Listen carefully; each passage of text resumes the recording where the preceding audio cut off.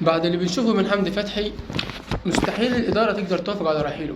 يعني احنا كلاعب فردي، كلاعب راجل، كلاعب جوكر، كلاعب بيلعب ليبرو، بيلعب قلب دفاع ثالث، بيلعب رقم 6، بيلعب رقم 8، بيلعب بيزيد في الهجوم مع كهربا. فمستحيل وصعب ان الإدارة تعوضه بأي لاعب سواء محترف أو لاعب مصري. فهل كولر هيقدر يستغنى عن حمدي فتحي في حال ان الإدارة وافقت انه يرحل؟ فهو ده بصراحة صعب، لأنه كولر بيعتمد عليه في كل مباراة، يبقى هو الطوبة اللي بيبني عليها الفريق. يعني صعب جدا إن الواحد زي حمدي فتحي يغيب عن الأهلي. يعني هو تقريبا إن كل حمدي فتحي هو التكتيك بتاع كولر بيتبني عليه هو لوحده. يعني سواء في التكملة الهجومية بيبقى راس حربة تاني، او سواء في الدفاع في التغطية الدفاعية. فهو بصراحة من ناحية كولر ما يقدرش يستغنى عن لاعب زي حمدي فتحي. او لو الإدارة عندها سبب تمشيه فهو مفيش اسباب. هتقول الفلوس، هقول لك ما ديانج اغلى منه، ديانج اغلى منه. بعدين هو واحد زي حمدي فتحي حبيت تبيعه وتجيب واحد نفس الامكانيات، ما هو ان هتحطه في اللي هتاخده من حمدي فتحي في الفلوس هتدفعه تاني، فانت اكيد خسران، مش هتعمل حاجة من عندك الا.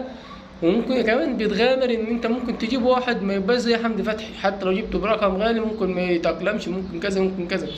فانت بالتالي فبتخسر، بتراهن في رهان ممكن وممكن.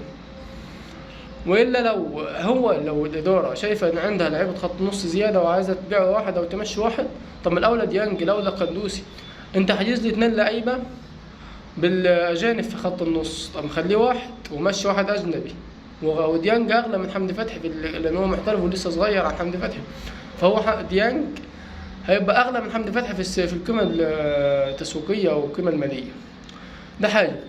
بعدين هو في واحد في الدوري المصري يساوي امكانيات حمدي فتحي؟ فبالتالي اكيد لا. هو الوحيد اللي خط نص اللي كان جيد هو اللي احنا جبناه مروان عطيه، وبعد كده مفيش خط نص تاني في مصر ماشي. ولو محترف بامكانياته فهيعدي المبلغ اللي هياخده حمدي فتحي، اللي هيبيعه بيه الاهلي حمدي فتحي.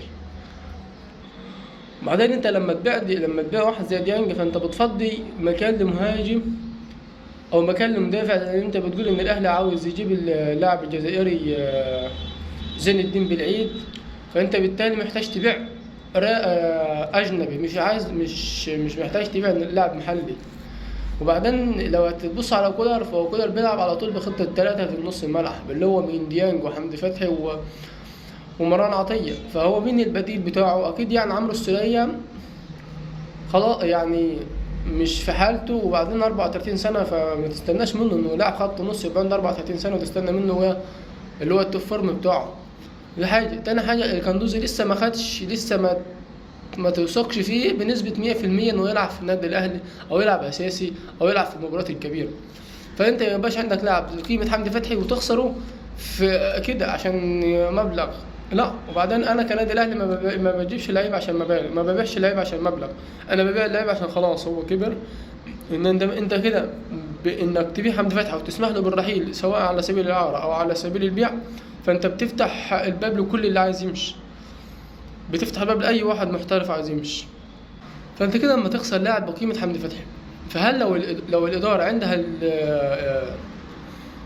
عايزه تمشي واحد زي حمدي فتحي فهي هتخسر مش هتكسب، هتخسر ماديا وهتخسر لاعب بفنيات حمدي فتحي وقيمته.